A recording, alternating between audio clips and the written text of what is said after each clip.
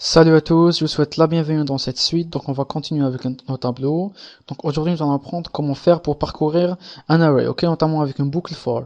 Donc ici je vais créer donc un tableau et ici pour changer nous allons faire par exemple des noms d'aliments. Donc ici je vais dire par exemple œuf, ici je vais dire viande, ici je vais dire pomme, ici je vais dire fraise, ok. Et ici je vais démarrer ma boucle. Donc ici je crée une variable, je l'initialise à 0.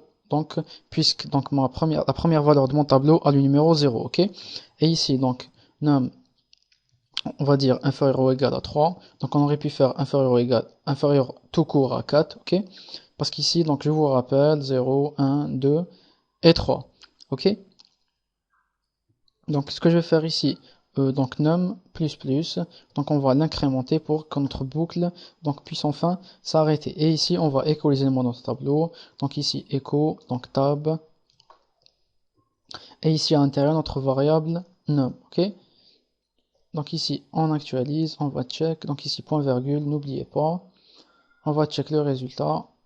Et on a ici, donc, œuf, viande, pomme et fraise. Donc ici, on va aller à la ligne pour qu'on puisse bien voir le principe. On actualise. Et j'ai tous les éléments de mon tableau qui s'affichent, ok. Donc vous avez bien remarqué que c'était un tableau numéroté. Donc si on veut donc parcourir un tableau associatif, la boucle for ne marche pas, il faut utiliser la boucle for each, ok. Donc, je vais vous montrer la syntaxe de la boucle for each. Donc vous tapez ici for each, ok. Et ici à l'intérieur, je vais dire tab, as, on va dire fruit, ok.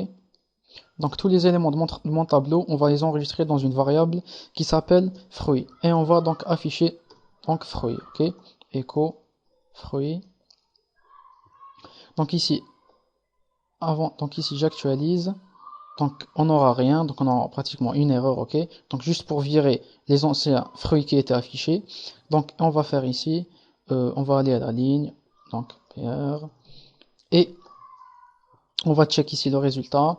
Donc on aura toute la liste de nos fruits qui va s'afficher. Donc vous voyez ici, donc œuf, viande, pomme et fraises. Donc amusez-vous donc à manipuler donc la boucle for each, notamment avec les tableaux associatifs, ok. Donc je vous remercie, on se voit dans la prochaine